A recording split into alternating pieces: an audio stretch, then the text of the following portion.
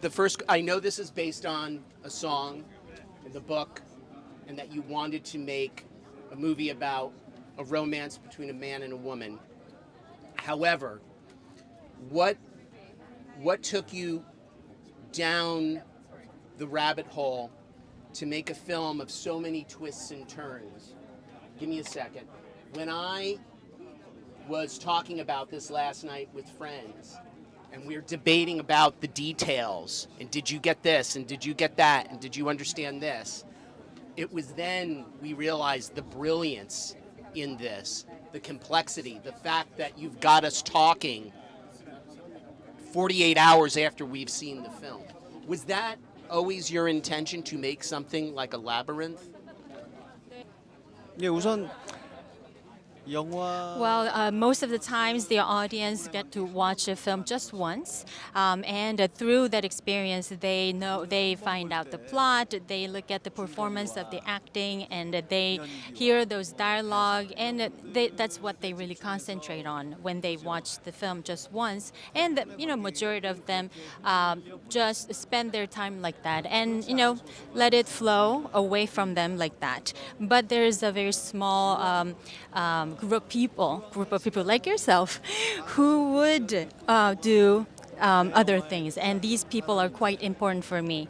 I think if you're an audience and come to the cinema and watch my film and spend your an hour and a half or a little over 2 hours for my film, then I would love to present many things during that time, and that way, if I give you more than the film can hold, then the time you spent for my film will be so much richer.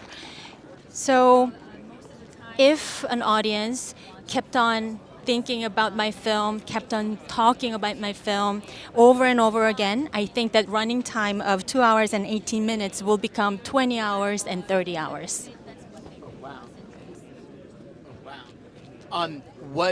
Tell him I'll put a spoiler alert on this. Was it always your intention to have her die, to commit suicide at the end? That was always in the cards?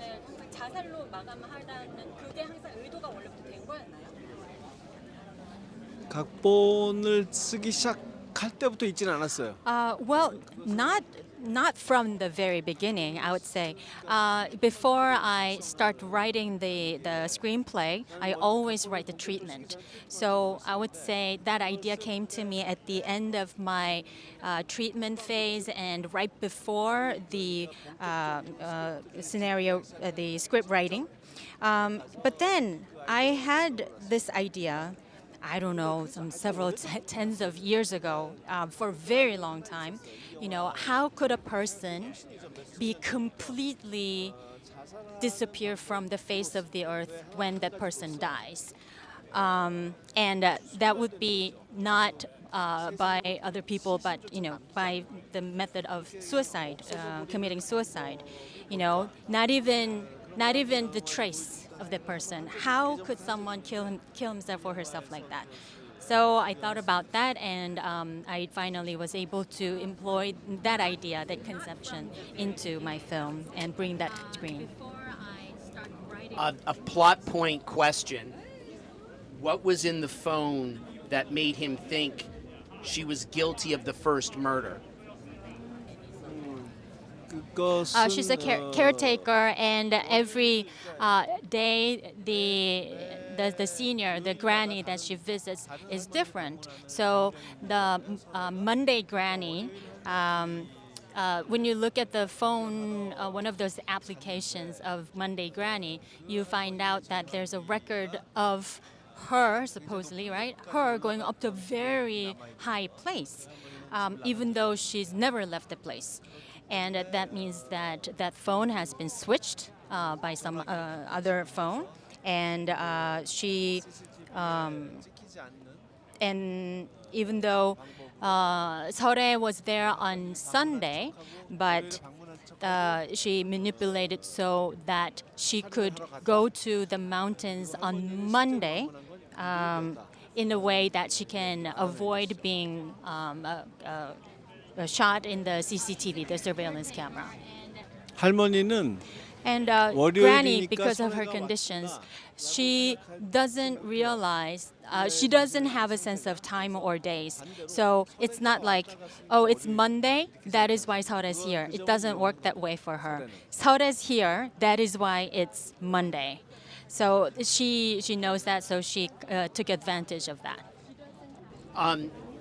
Your previous films, Old Boy, Stoker, Handmaiden, very opulent. This was very natural. Of course, The Mist that makes sense. But can you comment on that? It was like a complete opposite of Handmaiden. As opulent as that was, this was very of a natural environment. 예, 그렇죠.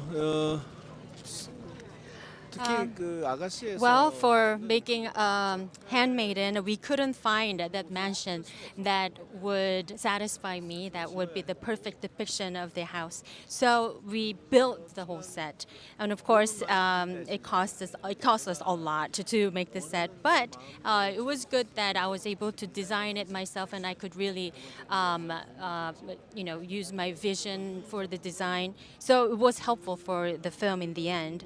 However, in this film, it's like you said, the characters are in the natural environment more, and this film really portrays natural beauty rather than artificial beauty, because it's really about the relationship between these small individuals who are thrown into this natural environment. So in a sense that I spent all the money that I used for Handmaiden to make that set, to create, to make VFX amendments to what I shot in the natural environment for this film. So to the audience, it would look like just really natural environment, and there's no touch up or anything like that. But everything you see in this film, even though it's a natural environment, the snow, the rain, the mist, the sun, the ocean, the mountain, and the clouds, the sky, and everything, there's no element that had a special touch-up.